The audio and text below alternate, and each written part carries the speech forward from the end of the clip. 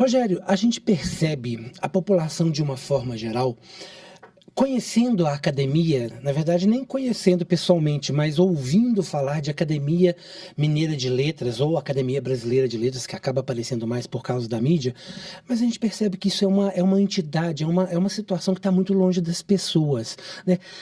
Por que que existe uma academia, né? Qual que é o objetivo dela?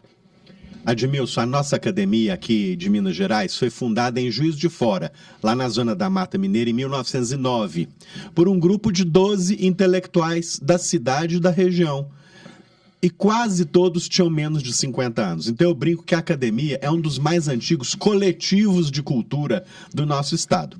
Ela veio para Belo Horizonte em 1915, né? Belo Horizonte é uma cidade muito nova ainda, tinha sido fundada 18 anos antes, em 1897, e a academia julgou por bem vir para a capital. Fazia muito sentido isso, aqui estava o poder político, o poder administrativo do estado. E a academia foi fundada para promover a literatura e também para promover a língua portuguesa, mas sobretudo a literatura, os escritores, as obras literárias, em prosa, em verso. E a academia, ao longo de 113 anos, cumpriu essa função, né? Do jeito dela, enfim, ela acompanhou a evolução do tempo, a evolução das gerações. E hoje eu posso te dizer que a academia ela está muito mais aberta do que ela foi no passado, porque hoje isso é uma condição para ela existir. Eu sempre falo e repito, a academia e as academias só fazem sentido se fizerem sentido para as pessoas. Se entregarem para a comunidade, se entregarem para o território em que elas estão inseridas, produtos de qualidade, programação atual, relevante, intensa, que faça sentido para todo mundo, que ajude as pessoas a refletir, que ajude as pessoas a entender melhor o mundo em que elas vivem. Então, a nossa Academia Mineira de Letras, ela tem feito isso nos últimos anos com muito empenho, com muito esforço, com muita garra. Abrir as portas para a cidade. Abrir as portas até para as crianças e para os jovens. Afinal, o hábito da leitura, o gosto pela leitura, o entusiasmo pelos livros e pela literatura deve começar cedo. Então é isso. A academia não é mais, como já foi algum dia no passado, uma casa distante, uma torre de marfim. Ela não é mais um grupo de privilegiados, de intelectuais escolhidos para ditar as verdades. Não é isso. A academia contemporânea é aquela que faz perguntas, é aquela que propõe discussões, é aquela que desconfia do que a gente já sabe, né? Porque desconfiar é uma atitude, ainda mais para nós mineiros, desconfiar é uma atitude fundamental para a gente avançar na construção do conhecimento, né? É muito melhor desconfiar, perguntar e pesquisar do que ter certeza de tudo, do que achar que é dono da verdade. Então a academia hoje não é a academia dos donos da verdade, é a academia dos pesquisadores e dos perguntadores. Eu acho que essa é um pouco a academia que nós temos hoje. Que ótimo. Você estava respondendo aí, eu já comecei a pensar aqui em como comparar, mas antes de comparar, você falou da política de portas abertas. Como que, por exemplo, eu posso ir com meu filho lá, eu posso ir com meu filho, a população pode ir até a academia, entender como é que funciona essa academia? E mais, se eu quero escrever um livro, vocês podem me ajudar de alguma forma nesse sentido? Olha, a academia está nas redes sociais e na internet. Então, quem tem vontade de acompanhar a nossa programação, de estar presente nos eventos que a gente organiza e que a gente oferece, a maior parte deles sem custo nenhum, sem ingresso, sem nada, pode acompanhar a gente no Instagram, no nosso site, no Facebook, pode acompanhar o nosso canal no YouTube. Antes da pandemia, até 2020, nós tínhamos apenas 200 inscritos no nosso canal no YouTube. Hoje, a gente chega perto de 4.000 inscritos. Incrível. É muito legal porque os vídeos que a gente posta no YouTube não são de 50 segundos, de 1 minuto a de 1 minuto e meio. Eles têm, em média, 1 hora. E as pessoas adoram. As pessoas gostam de qualidade. As pessoas gostam de coisas bem feitas, de conteúdo qualificado. Uma vez, o escritor pernambucano Ariano Suassuna perguntou para uma plateia muito grande, eu estava presente: vocês acham que cachorro gosta de osso? Ele mesmo respondeu: cachorro não gosta de osso. Ele come osso é porque as pessoas dão osso. Se a gente dá carne suculenta, de boa qualidade, as pessoas vão querer esse biscoito fino, como diriam os modernistas. Então a academia, ela está de portas abertas na prática. Você pode consultar a nossa programação nas redes sociais, na internet, no YouTube, e ver que dia que vai ter a palestra, ver que dia que vai ter a oficina, ver que dia que vai ter o curso e aparecer lá. Entrar no auditório, escolher uma cadeira, assentar, assistir o que for falado, depois fazer perguntas, depois interagir. Essa, então, é a primeira resposta à sua primeira pergunta. Se eu quero lançar um livro, não é? A gente já fez... como faço? A academia pode ajudar? A gente já fez na academia alguns cursos, algumas oficinas de uma técnica, de uma tecnologia chamada escrita criativa. Nós já chamamos lá alguns professores que deram esses cursos para aquelas pessoas interessadas em escrever, interessadas em lançar livros. Lá esteve dando um curso muito bom o professor gaúcho Assis Brasil, que tem nome nacional. O professor Ivan Capdeville, a professora Barjute Baixa, todos oferecendo oficinas de escrita criativa, para as pessoas aprimorarem o seu fazer literário, para as pessoas dominarem as técnicas próprias da produção literária. Isso a academia já fez em várias ocasiões. Agora, se o interesse é mais específico, se a pessoa quer um aconselhamento ou uma orientação, eu sugiro que ela entre... enfim, nas nossas redes e naquela famosa sessão contato, que ela mande uma mensagem para nós, para que a gente possa responder a essa dúvida dela. Nós temos na academia 40 membros. As academias de letras são compostas por 40 membros, em geral, quase sempre. E a nossa, aqui em Minas Gerais, reúne os expoentes da poesia, da prosa, das humanidades no nosso estado. É muito raro uma instituição contar em seus quadros com Humberto Werneck, Marister Maciel, Vandermelo Miranda, Silviano Santiago, Olavo Romano, todos juntos, né? Então a gente não pode dispensar a proximidade com um time dessa qualidade. A gente não pode prescindir da inteligência dessas pessoas, porque a gente precisa conviver com gente inteligente. Assim a gente pega um pouquinho para nós também, não é isso? A convivência com pessoas que gostam de ler, com pessoas que gostam de estudar, com pessoas que dão aulas há décadas, é uma convivência muito saudável, é uma convivência que puxa a gente para cima, que melhora a gente. E a academia é isso também. Ela é um espaço de convivência, ela é um espaço de sociabilidade, ela é um espaço de relacionamento, sempre em torno dos valores que nos unem e que justificam a nossa existência e o nosso trabalho, que são o apreço, a estima, o amor pela educação, pela saúde, pela história, pela memória, pelas letras, pelas artes, pela ciência. Tudo isso a gente adora. Então, todo mundo que está nos ouvindo aqui agora, que gosta disso, que gosta de literatura, que gosta de arte, de cinema, de artes visuais, todo mundo que gosta, que está nessa onda, que circula por esse universo, pertence de alguma forma ao que eu chamo de família acadêmica. Então, essas pessoas estão próximas da academia por pertencer. Quando você fala da questão das 40 pessoas que estão lá, duas questões.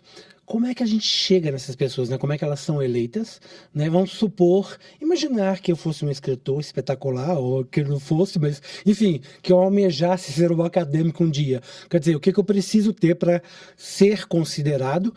E, segundo, essas 40 pessoas, como é que é o dia a dia? Quer dizer, o fato de eu ser... Porque elas são convidadas, elas não são obrigadas a aceitar, imagino eu, né? Como é que é o dia a dia dessas 40 pessoas dentro da academia? Como é que funciona isso na prática? Há 113 anos, a dinâmica é a mesma. para que alguém entre na academia, é preciso que haja uma vaga. E para que haja uma vaga, é preciso que alguém tenha ido para o andar de cima, né? Infelizmente, mas como todos vão... Enfim, esse é o ciclo natural da vida, né? Então, quando um acadêmico morre, abre-se uma vaga, né? Nós, então, quando recebemos a notícia do falecimento do acadêmico, em respeito a ele ou a ela, guardamos o luto por 30 dias. Depois de 30 dias, publicamos na imprensa um edital para inscrição à vaga aberta pelo falecimento do escritor ou da escritora. Então, no 31º dia, na imprensa mineira, se publica um edital. Esse edital fica aberto por 30 dias, para que as pessoas interessadas possam inscrever-se àquela eleição. É uma eleição, né? Quais são os requisitos? Primeiro, é preciso ter nascido em Minas Gerais, é preciso ser mineiro ou mineira, ou é preciso que o escritor ou a escritora residam em Minas pelos últimos 4 anos consecutivos. Se o escritor ou a escritora tiver nascido na Bahia, em São Paulo, no Rio Grande do Sul, mas se ele morar em Minas Gerais, se ele estiver morando em Minas pelos últimos 4 anos, ele também pode candidatar-se, né? Agora, se é um mineiro, se nasceu em Minas Gerais e mora em São Paulo, não tem problema. Ele pode se candidatar também. Aí, o candidato faz a inscrição. Depois dos 30 dias, o período de inscrições se encerra e se abre o terceiro período de 30 dias, ao final dos quais se realiza a eleição. Quem vota? Os 39 acadêmicos, né? Votam, no candidato de sua preferência. Pode haver um candidato, 2, 3, 4, e elas escolhem ali e fazem o seu voto direto, secreto, né?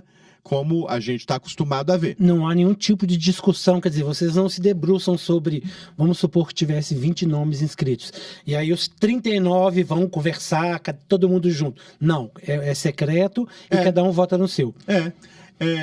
Algumas academias mantêm comissões de seleção, de triagem, de pré-seleção. Nós não. Quem quiser se inscreve. As pessoas geralmente mandam seus currículos, né? Enviam seus currículos para cada um dos 39 eleitores, né?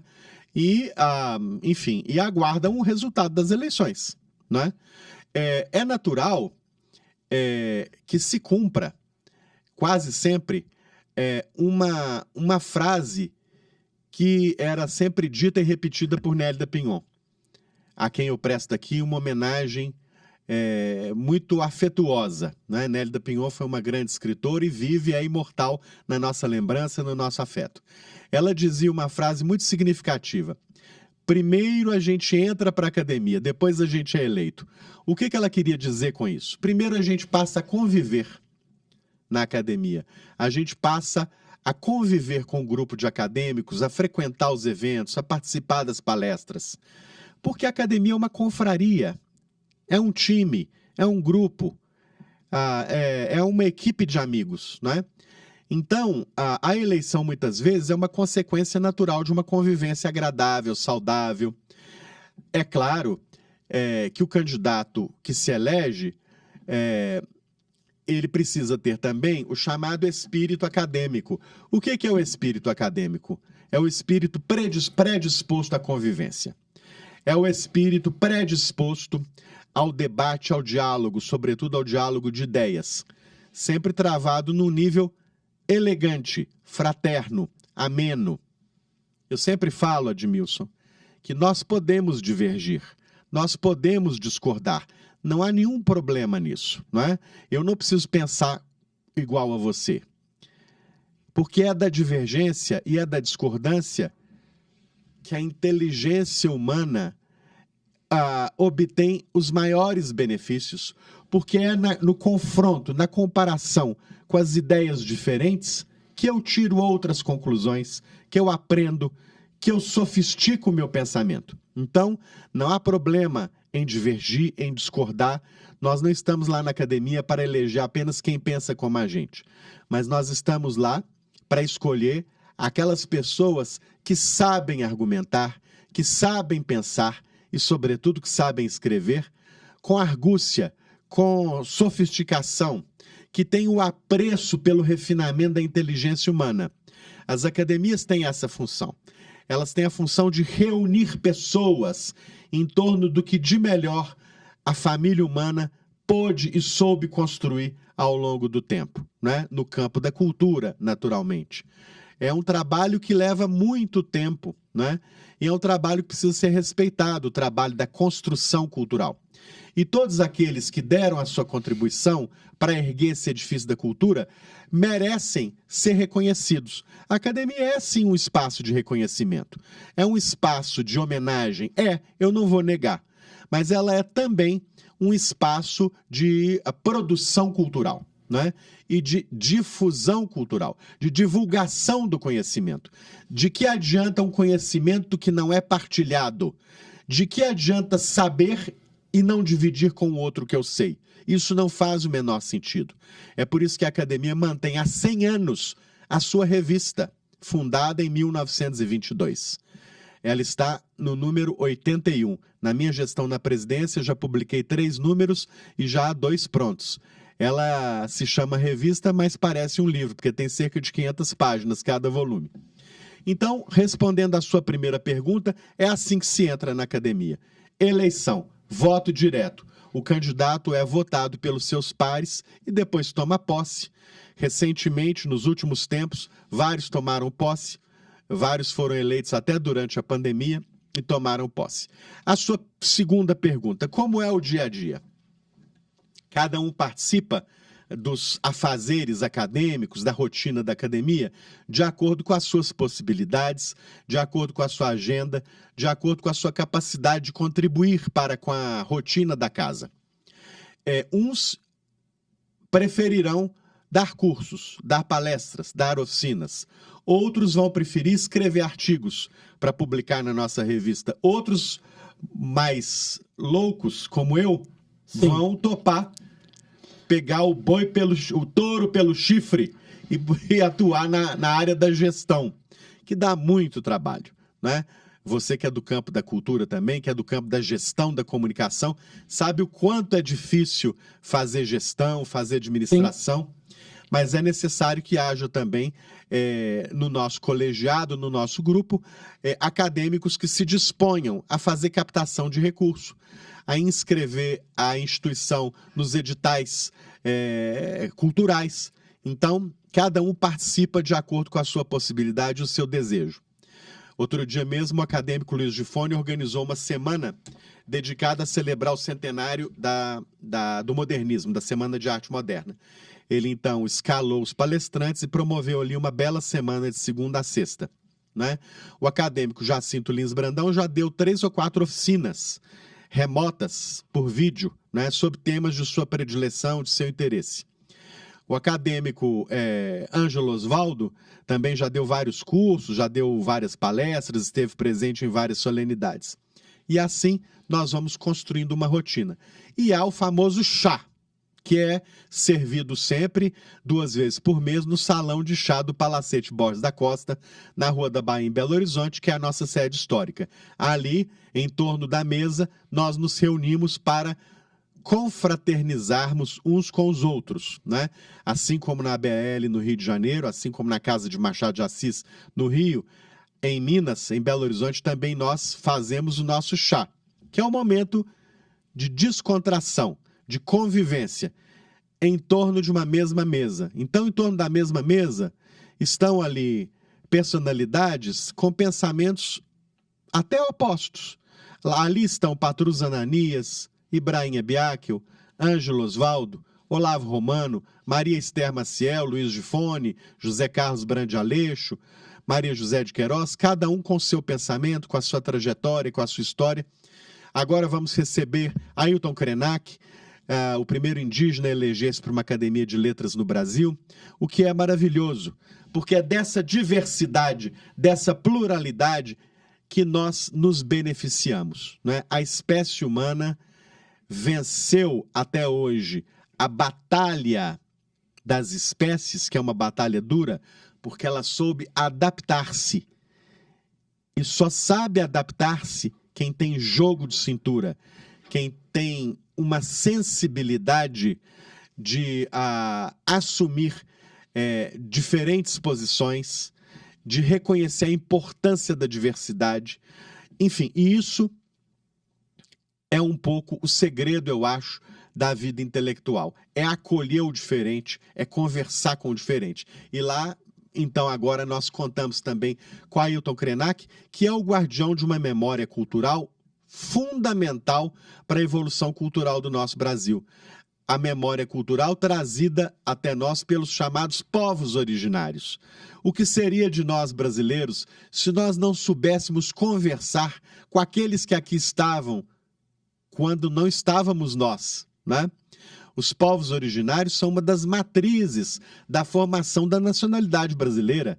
A nacionalidade brasileira, ela se formou, ela se desenvolveu graças a algumas matrizes culturais.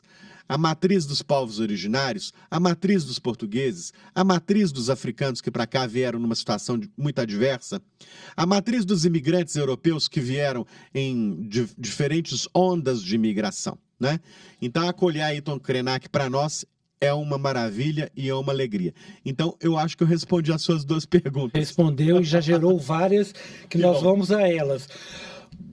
A questão da academia, e até para ficar mais fácil para as pessoas entenderem, né, o nosso ouvinte ou quem está nos assistindo, sobre a questão da academia em si, a gente pode fazer o exercício de compará-la com a Câmara dos Vereadores, como uma entidade, uma instituição, em que, né, os vereadores seriam ali os acadêmicos, guardadas aí, claro, todas as características, mas é para entender o processo, em que os acadêmicos eles não são eleitos pelo voto aberto da população, mas eles estão ali como eleitos, que são, entre aspas, para guardiar, né, para cuidar dessa cultura, ou para promover, como você bem disse no início, esse processo todo cultural e tudo que vem em torno desse conteúdo. Então, comparando esse processo, se você me permite essa comparação para as pessoas entenderem melhor, né, e até como isso que você acabou de falar, vem toda essa cultura que vocês trabalham, guardam, enfim, vamos chamar de legado, nesses 100 anos ou mais de 100 anos, né, que vocês estão aí, e que cada um exerce uma função, no caso a função que ele se identifica mais, né, cada um fazendo uma coisa na prática quando ele passa a atuar nesse grupo, mas está ali para discutir, para o chá em que reúne vocês, mas para discutir também um pouco da questão da cultura na vida da sociedade. Isso. Né? E aí, assim, a gente consegue fazer essa comparação para que as pessoas possam entender, isso é possível, né? É uma primeira pergunta, claro. Né? Claro que vai ter algumas coisinhas que mudam, mas para as pessoas entenderem. E a segunda questão é, quando você brincou com a questão das políticas, e aí eu estou trazendo essa história brincando aqui com os vereadores, quer dizer, a polarização, né, essa politização, ela chegou também para vocês lá na academia, quer dizer, vocês conseguiram trabalhar isso entre vocês, não um tentando aí, enfim, assediar, vamos dizer, politicamente cada um aí, não é essa a ideia, mas, quer dizer, vocês conseguiram, como você bem disse aí, todo mundo aí sendo elegante, gentil, trabalhar os seus processos longe disso, né, à margem disso, quer dizer, funcionou, né, dá para comparar e dá para brincar também se essa politização chegou ou não, quer dizer, como é que vocês lidaram com isso lá? Admilson, vou começar pela segunda pergunta. Olha, tem uma frase que está inscrita logo na entrada da sede da academia, lá na sede da Rua da Bahia, quem passa ali pela Rua da Bahia pode ler essa frase. A academia é uma instituição acima dos ódios, das preferências, das emoções. E a gente conseguiu, né? Muita gente pode desconfiar do que eu estou dizendo, mas a gente conseguiu. Nós conseguimos driblar esse momento de intensa polarização vivida aí pelo Brasil nos últimos tempos, porque eu acho que lá as pessoas são muito experientes, elas são muito calejadas e elas sabem adequar a sua postura àquele contexto. Aquele contexto não é o contexto da briga política, é o contexto da relação por afinidade. E é o contexto da convivência por aquilo que temos em comum, não é? Então, a ênfase está na afinidade, não é? A ênfase está nos valores da cultura, nos valores que agregam todos os integrantes da instituição.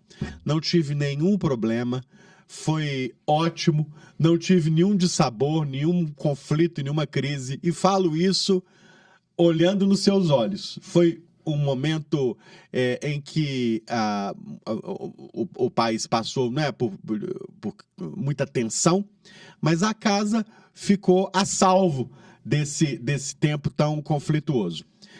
O que eu vejo é que as pessoas souberam discernir, não é? Ali, a academia é um espaço diferente, é um espaço de cultivar os valores permanentes da nossa cultura, da nossa sociedade. Não é um espaço para um embate que se viu aí nas ruas nos últimos tempos. Mas todos também souberam se portar de forma muito pacífica, muito tranquila, e souberam tocar a vida, né? Tanto no tema da polarização quanto no tema da pandemia. Mesmo durante a pandemia, que me obrigou a suspender as sessões presenciais, a academia continuou trabalhando, continuou presente, né? A gente migrou a nossa programação para a internet, para as redes sociais. Durante a pandemia, nós publicamos no nosso YouTube uma aula inédita e exclusiva toda semana. Então, se você entra no nosso YouTube, você tem acesso a mais de 450 vídeos. É algo espantoso. É claro que isso se deve também à minha absoluta cara de pau, e eu falo essa expressão aqui com muita tranquilidade, porque eu ligava para os professores, para os especialistas, para os estudiosos e pedia. Convidando gentilmente a fazer. E olha, como a gente estava em casa, em isolamento, as pessoas todas adoraram fazer. As pessoas ficaram muito satisfeitas, gravaram dos seus computadores e o resultado está visível, está concreto lá. As aulas são muito apreciadas pelo público. Agora, respondendo à sua primeira pergunta, sim, a comparação que você faz é uma comparação possível. Academia, Câmara de Vereadores. É claro que o objetivo de uma Câmara de Vereadores é outro, né? O nosso território, a nossa seara, ela se ergue exclusivamente em torno da educação, da cultura, da memória, da história. A gente não trata dos temas que são relativos ao trabalho de uma Câmara de Vereadores. Eu não trato da segurança pública, nem do saneamento básico, nem do meio ambiente, enfim. O meu tema tem como foco, né, a cultura, a história, a memória, as artes. Agora, assim como a Câmara dos Vereadores, os acadêmicos formam um colegiado, não é? E um colegiado que exercita o quê? A palavra. É isso, não é? A Câmara de Vereadores é o quê? É a expressão do parlamento, né? Assim como nós temos o Senado, a Câmara dos Deputados, a Câmara Municipal também a Assembleia Legislativa, a Câmara Municipal também é a expressão municipal em nível local do parlamento. O que é o parlamento? É a casa da palavra, né? É a casa em que, por meio do debate, por meio do diálogo, por meio de negociações, né? Por meio da palavra, né? As questões públicas são encaminhadas e finalmente resolvidas. E a academia também é a casa da palavra. Nós nos diferenciamos dos outros animais, porque nós também pertencemos ao reino animal. Nós nos distinguimos dos outros animais porque nós conquistamos o poder da palavra, o poder de simbolizar, por meio da linguagem, os nossos desejos, as nossas aspirações, os nossos sonhos e as nossas necessidades. Nós aprendemos a dominar a tecnologia mais fantástica que a nossa espécie já conseguiu construir ao longo de toda a sua trajetória no planeta Terra, a linguagem. E a expressão máxima da linguagem é a palavra. E a academia está aí para cultuar a palavra.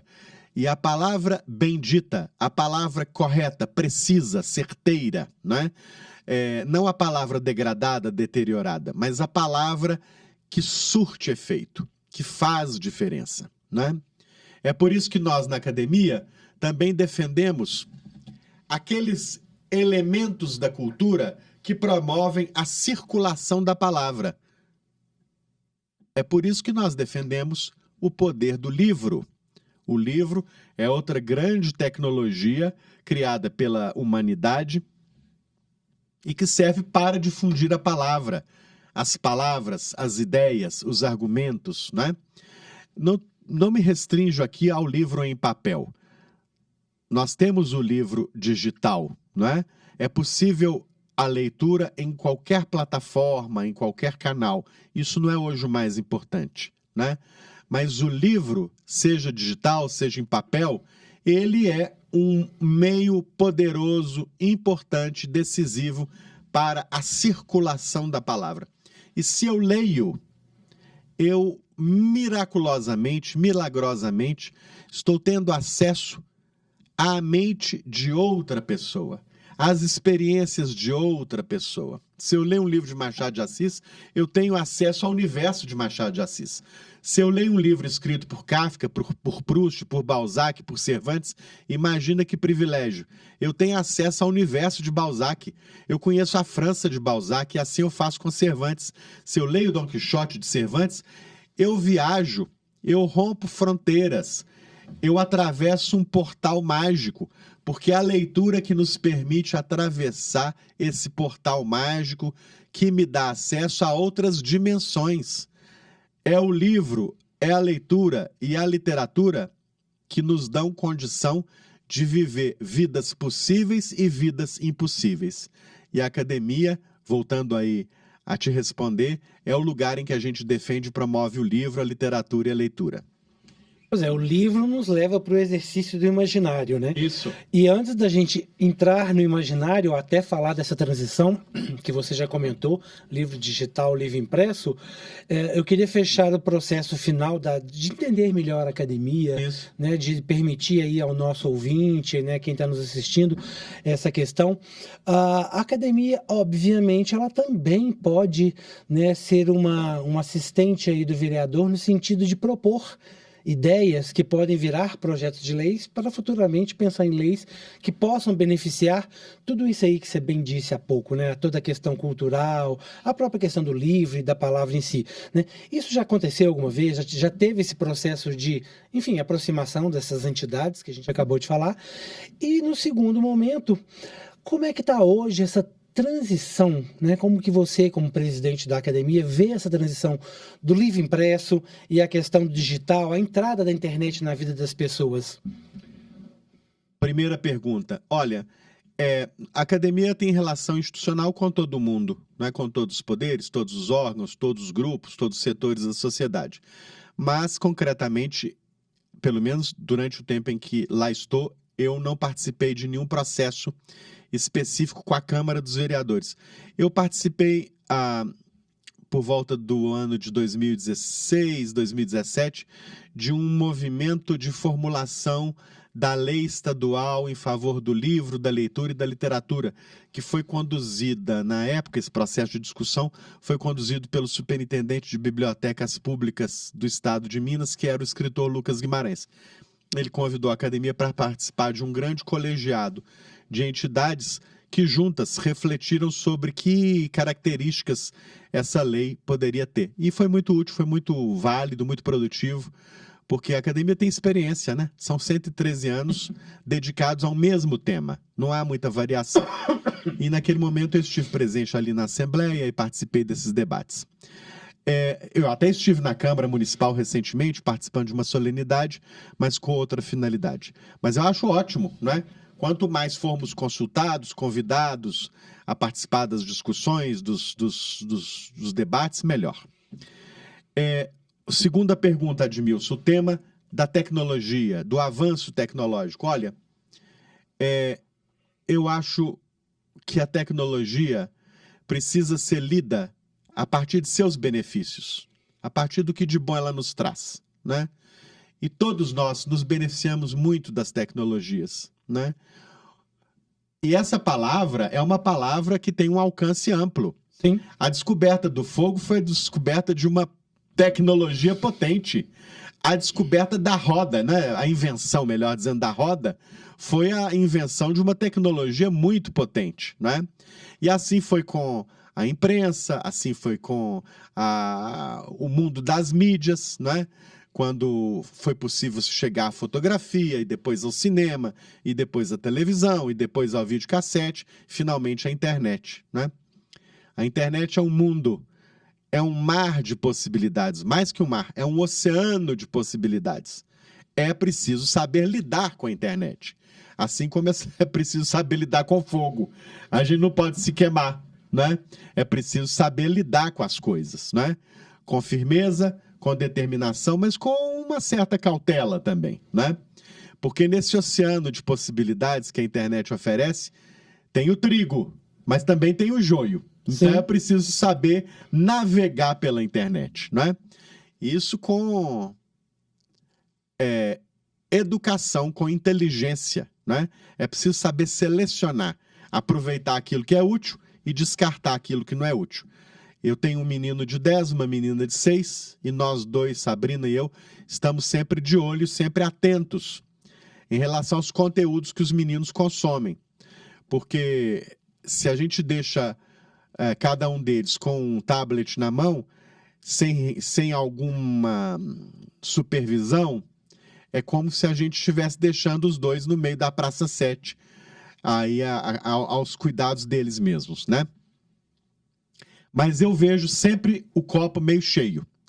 A internet nos dá acesso a conteúdos riquíssimos, nos dá acesso rapidamente, de qualquer ponto do planeta, a imagens maravilhosas, textos maravilhosos, a uma infinidade de livros, enfim, depoimentos, de programas especiais que a gente não pode dispensar.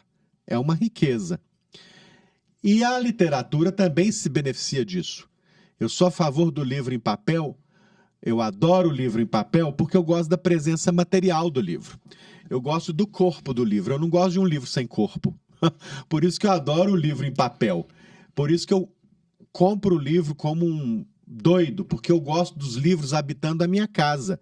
Eu gosto de um livro jogado na sala, outro no quarto, vários na cozinha, até no banheiro, não tem problema nenhum. Eu gosto que os livros habitem a paisagem doméstica, assim como eu gosto que os livros habitem a paisagem urbana.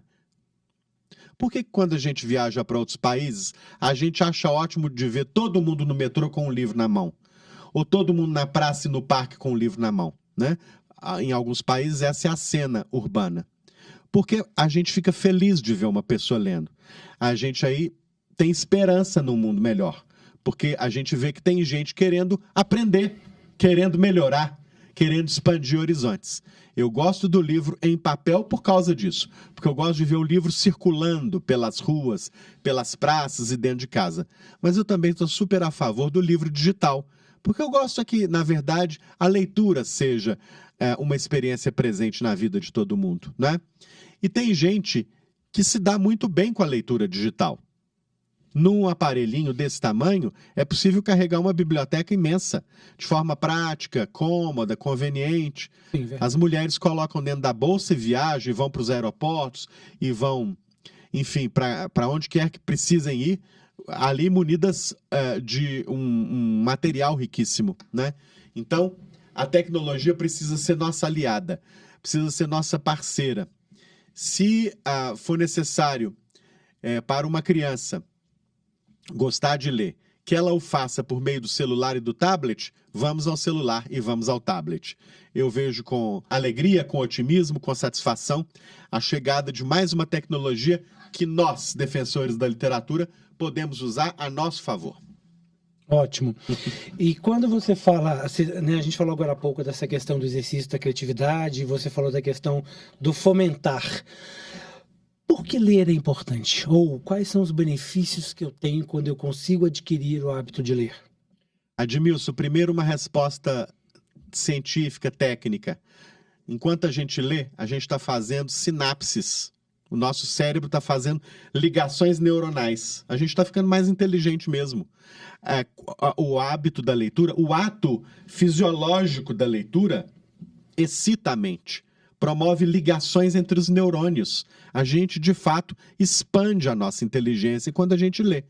Não E é... é fundamental até para o exercício do cérebro e, inclusive, prevenir algumas doenças, mas continua. É isso mesmo. Olha, vamos falar em português claro, não é? Tem menos chance de Alzheimer quem lê mais. Vamos falar diretamente. Sim, né? vários especialistas falam isso, isso é importante. Menos chance de demência, menos chance de senilidade precoce, né? As pessoas que leem mais estão mais atentas, mais ligadas e são capazes de compreender melhor o mundo, não é? Não estão alienadas, porque estão ligadas nas coisas. Então, primeira resposta, até no nível fisiológico é bom ler. Segundo, dá prazer, dá alegria, não é? Muita gente pode contestar o que eu estou dizendo com base, talvez, num aprendizado infeliz que teve no ensino básico, no ensino médio, quando, eventualmente, um professor ou uma professora obrigou a ler um livro, eventualmente, inadequado para a faixa etária. Muita gente tem essas memórias de leitura, né? Sim. Então, eu convido todo mundo a refazer as memórias antigas, né? E reconstruir memórias boas em torno do livro. Hoje, tem livro para todo gosto, para toda a faixa etária, para todo tipo de interesse, para todo tipo de gente, não é? Então, a gente pode escolher hoje aquilo que mais nos agrada. Se é romance, se é conto, se é crônica, se é novela, se é livro de terror, se é história de fantasia, se é história erótica, se é história de suspense, se é thriller, não tem problema. A gente pode escolher aquilo que nos dá alegria, que nos interessa, que nos anima, né? Como dizia Oswald de Andrade, a alegria é a prova dos 9. A gente deseja para todo mundo, né, no ano que é o ano de 2023, a gente deseja para todo mundo paz, saúde, mas deseja também muita alegria, muito prazer, porque é isso que faz o nosso olho brilhar, é isso que faz a gente tocar bem a experiência da vida. E ler pode dar muito prazer, pode dar muita alegria, né? Finalmente, ler amplia tanto a nossa relação com o mundo, né? Melhora tanto a gente, né? Dá acesso a universos em relação aos quais provavelmente a gente não teria acesso. Se eu leio contos medievais, se eu leio uma história do Egito Antigo, da Grécia Antiga, da China, eu viajo, eu saio de mim mesmo, não é? E eu desenvolvo qualidades fundamentais para o ser humano. Eu desenvolvo a habilidade de sair de mim e ir para o lugar do outro. Eu desenvolvo a habilidade de sair do meu lugar e viajar para o lugar do outro. Isso desenvolve empatia, solidariedade, capacidade de compreensão do outro, compaixão. Leitura desenvolve tudo isso, porque é um exercício de movimento em relação ao outro, àquele que está fora de mim. E a gente não vive nesse mundo de hoje se não tiver compaixão, se não tiver empatia, se não souber se colocar no lugar do outro. Então, por tudo isso, ler é fundamental. Isso é interessante porque quando a gente fala de internet que acelerou a vida das pessoas, né? A gente ganha um dia a dia mais corrido, mas por um outro lado, tudo isso que você traz e que o livro nos permite, nos dá também, né, nos faz respirar novamente, né? Com calma, senta aí, vai ler um livro, vai sentir um pouco, vai praticar um hobby, até mesmo uma diversão. Mais do que isso, quando você falou agora há pouco, né, de todas essas possibilidades, eu queria saber se você consegue nos dar duas dicas diferentes, duas receitas diferentes. Como os pais podem introduzir os pequenos no mundo da leitura, né? Vamos trazer as crianças para esse processo. E segundo, os pais, né, quem ainda não é pai, ou enfim, um adulto que não lê, mas que gostaria, mas que sempre tem aí uma justificativa, qualquer que seja ela, como que ele pode começar a ler, se interessar e gostar? Então, como que esses dois processos podem acontecer? Primeira sugestão: passear com as crianças nas livrarias, nas bibliotecas. Aqui em Belo Horizonte, onde nós moramos, tem livrarias lindas e livrarias boas, né? Vai tomar um café numa livraria e deixa seu menino solto ali entre os livros, né? Pode ser livraria de shopping, não tem problema nenhum. Há livrarias ótimas nos shoppings de Belo Horizonte, né? Também, né? Também. Vai para as bibliotecas. Nós temos a biblioteca pública, nós temos a biblioteca infantil e juvenil, nós temos o centro cultural, a biblioteca do Minas Tênis Clube, que é aberta ao público, é linda. Vai frequentar lugar que tem livro. Mistura seu filho e sua filha com os livros. Isso é ótimo. Depois, segunda sugestão. Faça com que sua casa seja cheia de livro. Como eu falei aqui antes. Livro no banheiro, livro na sala, livro na cozinha, livro nos quartos, jogado nos cantos. Livro no quarto deles. Não precisa nem apresentar para eles. Deixa lá num canto. Deixa lá participando da decoração do quarto. Como um amiguinho silencioso. Como um companheiro leal, discreto no canto do quarto. Essa convivência é fundamental. E os livros infantis são muito bonitos. As ilustrações são lindas.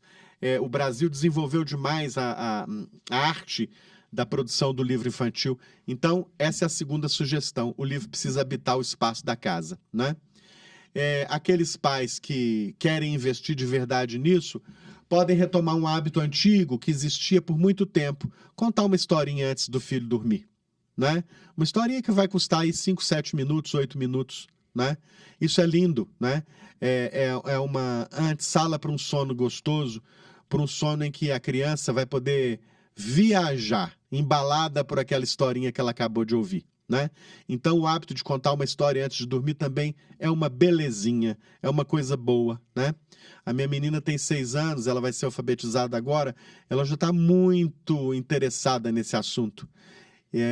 Fica adivinhando, tentando adivinhar as letras, o que cada uma fala, porque isso amplia demais o universo das crianças, né? Dá a elas uma condição de saber ler o mundo. O mundo ganha uma riqueza que elas nem imaginavam. Segunda pergunta, e eu adulto que até hoje não consegui chegar nesse lugar de leitor? Olha, nunca é tarde, nunca é tarde. A gente pode se beneficiar de cada dia da nossa vida, de cada gesto nosso em favor de um autodesenvolvimento, de um autoaperfeiçoamento. Isso é ótimo, né? Nunca é tarde. Enfim, voltando do trabalho, passa numa livraria, olha a vitrine, se der vontade de comprar alguma coisa, compra, né? Navegando pela internet, vai visitar os sites das livrarias.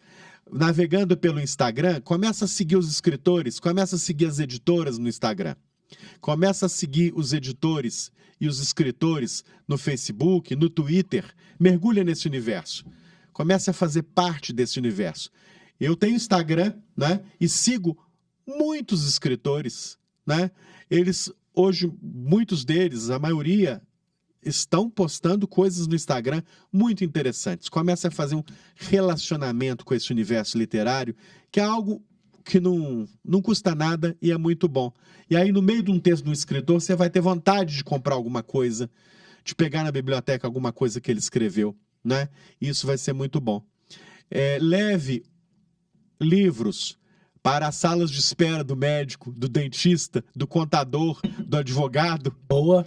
Independente de ser físico, claro, ou, né, ou digital. Exato. Coloque dentro da bolsa. Vai que você tem um compromisso às 14h, que você acha que vai ser rápido e vai resolver em 20 minutos. Vai que alguém te deixa esperando ali por 40 minutos.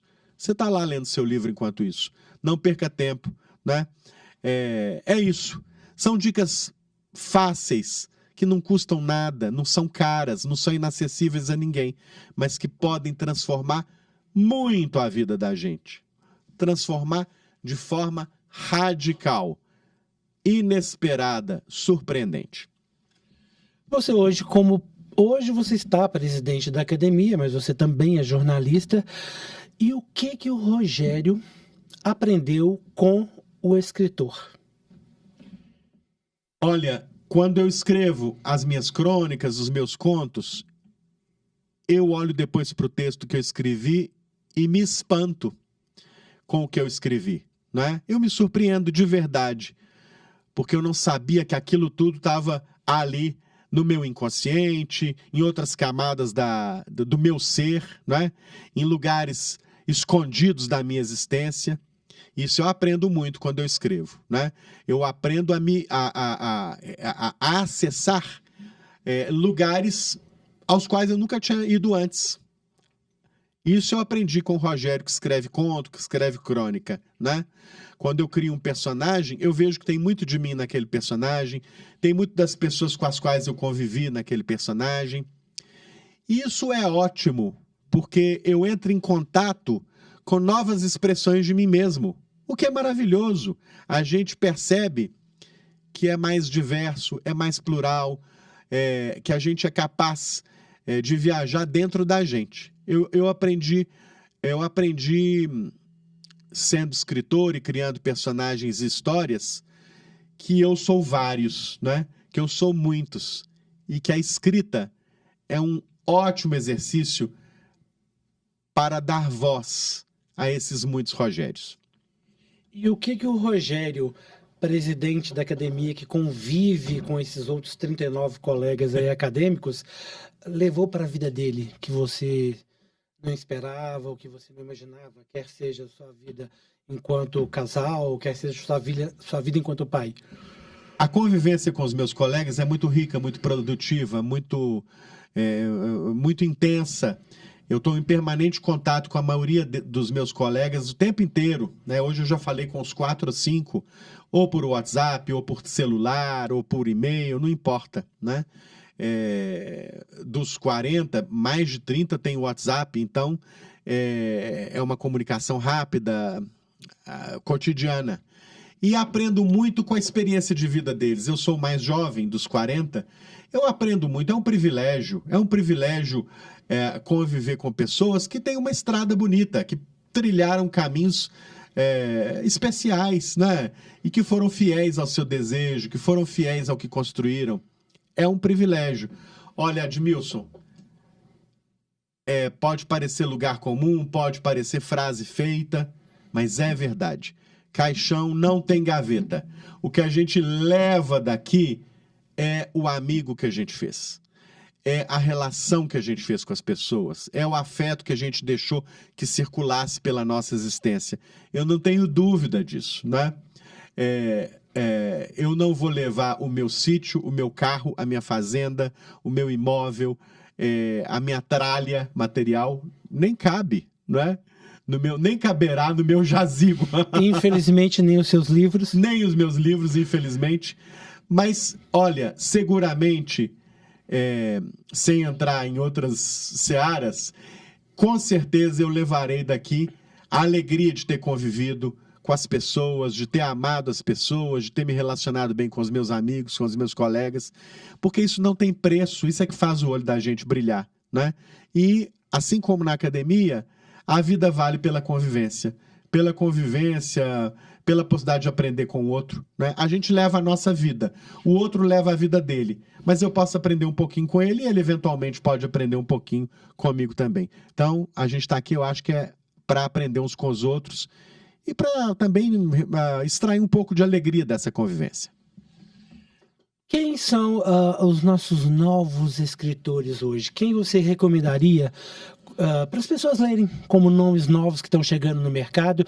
E aqui a ideia não é ser comercial, né, porque eu sei que você é uma pessoa muito tranquila nesse aspecto, mas assim, no intuito de usar esse espaço mesmo para indicar novas possibilidades, né, para os nossos leitores que estão nos ouvindo, nos assistindo, querem conhecer gente nova, talvez um escritor que eu não conheço, uma autora, enfim. Quem hoje está chegando no mercado, ou quem chegou bem no sentido de trazer coisas novas, então quem seriam aí uns 3 nomes que você indicaria para que as pessoas fiquem atentos, fiquem de olho, leiam alguma coisa? Primeiro, Giovanna Madalosso, uma paranaense, 3 ou 4 livros já publicados, e o último deles, excelente, chamado Suíte Tóquio. Então, vá comprar agora. Eu comprei, deixei na minha estante, num sábado à noite, despretensiosamente, peguei ele da estante, falei assim comigo mesmo. Eu vou ficar aqui com esse livro uns 15 minutos, vou ler umas 10 páginas, 8 páginas, e depois eu vou dormir. E eu fui dormir às 4 horas da manhã. Depois que você acabou de ler o livro. Claro, porque era impossível largar. Eu julgava e ele voltava. Suíte Tóquio, uma maravilha. Segundo, de novo uma mulher, Anelisa Ribeiro, mineira de Belo Horizonte, maravilhosa, escrevendo sempre crônicas de primeira linha, de alto padrão, escrevendo livros infantos juvenis que você pode recomendar para sua filha, para o seu filho. Eu vou sugerir para os pais que estão nos vendo. Ela ganhou o Jabuti agora com um reconto de Romeu e Julieta. Uau. Ela reescreveu o Romeu e Julieta para adolescentes. Eles têm celular, se comunicam por WhatsApp. O livro é lindo e ganhou o Jabuti. Romieta e Julieu. Comprem esse livro de Anelisa Ribeiro para os seus filhos de 15, 16, 17 anos, que é um livro que vale a pena. Nós temos aqui também um jovem mineiro, já muito experiente, que é o Jacques Fuchs, que é um excelente escritor, que lançou agora um livro chamado Herança, que vale a pena ser lido. Ele também tinha lançado antes Mexugar, enfim, que trata sobre a loucura, tinha lançado Brochadas. Então é um bom escritor, sofisticado, complexo, inventivo, né? Eu citaria ainda alguns nomes que já são de outra geração, mas que continuam no pleno vigor da sua produção criativa, como Humberto Werneck, naturalmente, é autor do clássico Desatino da Rapaziada, mas que lançou há pouco tempo O Espalhador de Passarinhos, que é uma coletânea deliciosa de crônicas. E olha, eu encerro essa resposta com Silviano Santiago, o Prêmio Camões de 2022, né? Um homem de 86 anos que continua trabalhando, continua escrevendo e é o máximo. Então leiam Stella Manhattan, Machado, Mil Rosas Roubadas, O Menino Sem Passado, que é sobre a infância de Silviano no interior de Minas. Ele é genial e é um nome que daqui a 80 anos vai continuar a ser lido. E é interessante porque, assim, infelizmente quem está só nos ouvindo não consegue ver o tanto que os seus olhos brilham quando você fala de todos esses escritores. É incrível isso, porque é contagioso. Mas, em compensação, quem teve a oportunidade de ver aí, né, tá assistindo, e você que só ouviu, vá assistir lá no canal do YouTube, porque é pulular, né? Esse olhar é muito como é que eu posso dizer? Dá orgulho. Dá Muito orgulho obrigado. ter um presidente de academia assim, porque a gente percebe o tanto que a pessoa é dedicada, o tanto que a pessoa, sabe, cuida daquilo que ela está fazendo, e cuidar é muito importante. Para a gente fechar, Rogério, nós falamos de dicas para os leitores, as pessoas que querem, né, tanto colocar a criança, iniciar o pequeno no mundo da leitura e os adultos também. Vamos dar uma dica para uma pessoa que tem interesse de escrever, mas aquilo está ali, né? Na cabeça, de vez em quando visita ela, mas a pessoa não escreveu nada ainda. Ou a pessoa que já sabe que quer escrever, mas ainda... Como que ela deve fazer? Quais devem ser os primeiros passos? Como é que isso deve acontecer no dia a dia dela? Olha, a gente aprende a fazer fazendo, aprende na prática e a gente vai ajustando o avião em pleno voo, né? Então reserva aí uns 15 minutinhos do seu dia para escrever, sem censura, né? E vai colocando ali, se você quer escrever pelo computador, ok, vai colocando ali em algumas pastas os textos que você quer produzir, para que eles comecem a fazer parte de um acervo seu, né? Não se censurem, vão escrevendo sem limite, com autoestima, sem se preocupar com rigor, com perfeição, nada disso. Então, primeira dica, escrever. Depois, trocar ideia, mostrar para um amigo, mostrar para outro, né? A gente tem isso entre os escritores mais consagrados, né? Os chamados leitores beta, né? Aquelas pessoas que são nossos primeiros leitores, né? E pessoas que você sabe que vão te falar amorosamente, mas com objetividade, com honestidade, o que elas acharam, né? E não se preocupe com a opinião dos outros. Nada disso deve desanimar você, né? A opinião dos outros deve servir para guiar você, né? Para melhorar a sua produção. Ninguém pode receber uma fala do outro, uma contribuição do outro, como uma ofensa, um insulto, um desestímulo, nada disso. Que a gente escreve porque a gente quer fazer as nossas ideias circularem. É ótimo. Então, escreva e depois entregue para um leitor, né? A gente escreve para ser lido, não é isso? Depois, finalmente, se você tiver tempo, se você tiver condição, se matricule nas oficinas de escrita criativa, participe dos processos existentes aí, dos grupos que trocam ideias em torno de texto. Tem muito professor bom, até pela internet. Hoje em dia, a gente não precisa ir até Porto Alegre para ter aula com a Assis Brasil, não precisa ir até São Paulo para ter aula com a professora Jaffe, Noemi Jaffe, não precisa, né? A gente tem muita oferta de curso pela internet, né? Também. E tudo vale a pena, né? Se engaje em grupos de discussão literária, faça parte de clubes de livro, de clubes de leitura. Tudo isso é bom, porque permite que você mergulhe no universo da literatura. E é isso que eu acho que é bom para um escritor. Então, como se dizia antigamente, meta as caras. É isso que eu recomendo. Mas escreva, escreva, escreva. A Academia Mineira de Letras tem um emblema, tem uma frase que é a sua frase emblemática. Escrever sem fim. E a escrita não tem fim. É isso aí, Admilson. Última obra do Rogério e como que as pessoas ainda podem adquiri-la? Olha, foi um livro que eu organizei junto com o embaixador Lauro Moreira, chamado Nos 25 anos da Comunidade dos Países de Língua Portuguesa. Está em todas as plataformas de venda de livro, nas livrarias também. Ele se chama Nos 25 anos da CPLP. É um livro de 15 ensaios sobre o grande universo da lusofonia, né?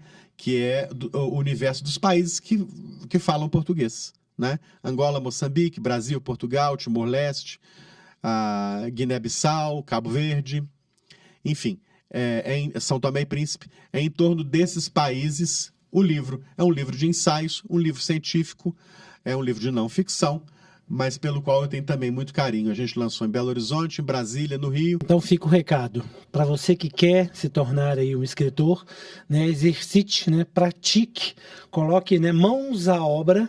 E para você que quer se tornar um leitor, né, ou ajudar outras pessoas a serem leitores, vamos frequentar lugares, vamos trazer os livros para a nossa vida, para o nosso cotidiano, né?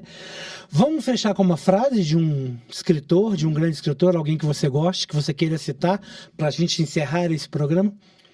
De novo, Nélida Pinhon, que tanta falta nos faz. Ela um dia falou: todos os dias batem à minha porta pedindo para que eu desista. Até pessoas que eu amo muito já bateram à minha porta pedindo que eu desistisse. Eu continuei amando essas pessoas, mas eu não desisti.